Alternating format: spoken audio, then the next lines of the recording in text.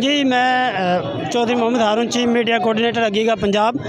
ہم یہاں پر آج اس لیے اکٹھے ہوئے ہیں کہ میڈم مریم نواز صاحبہ نے ہم سے وعدہ کیا تھا لیو ان کیشمنٹ کا اور اسکول آؤٹ سورس نہ کرنے کا، لیکن وہ بالکل ہی اپنے وعدوں سے مکر چکی ہے.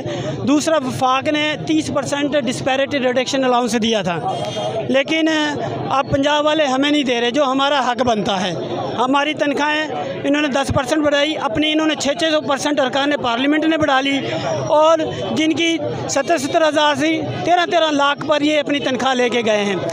ہماری جب باری آتی ہے ملازمین کی تو یہ کہتے ہیں کہ خزانہ خالی ہے، اور جب ان کی تنخواہیں بڑھنی ہو ارکان پارلیمنٹ کی تو وہ خزانہ کہاں سے بھر جاتا ہے. میرا سوال ہے کہ IMF ادھر بولتا نہیں ہے، ان کی دفعہ یہ نہیں کہتا کہ خزانہ خالی ہے، لیکن جب ملازمین کی وہ آتی ہے باری تو کہتے ہیں خزانہ خالی ہے. تو ایک ریاست دو دستور اس ملک میں چل رہا ہے، غریب کو مارا جا رہا ہے اور امیر ہے جو وہ امیر سے امیر تر ہوتا جا رہا ہے. آپ بتائیں کہ کیا یہ ہمارا پاکستان IMF کی شرائط پر ہی چلے گا؟ اگر IMF کہے گا کہ لوگوں سے روٹی چھین لو، ان سے کھانا چھین لو، پانی چھین لو، بجلی چھین لو، تو کیا ایسا ہی ہوگا؟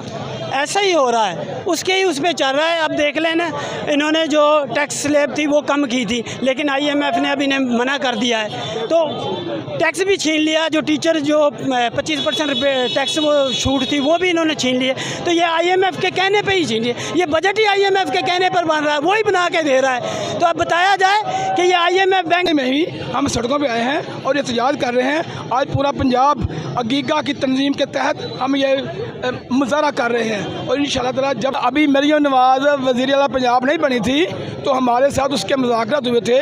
اس نے کہا تھا کہ جب میں اللہ تعالیٰ آپ لکھ کے لے آنا لیو ان کیشمنٹ 17A کا رول، اس میں کٹوتی، پینشن میں کٹوتی، ٹھیک ہے نا، جتنے بھی مطالبات تھے ہمارے، اس نے کہا تھا آپ لکھ کے لے آنا، میں انشاءاللہ تعالیٰ پورا کروں گی. لیکن اس نے آنے کے بعد بجائے اس چیز کے کہ مطالبات پورے کیے، اس نے جو وفاق نے ابھی ہمیں بجٹ میں 30% DAR دیا ہے، ریڈکشن الاؤنس دیا ہے، وہ بھی نہیں دیا اس نے اپنے بجٹ میں. Thank you.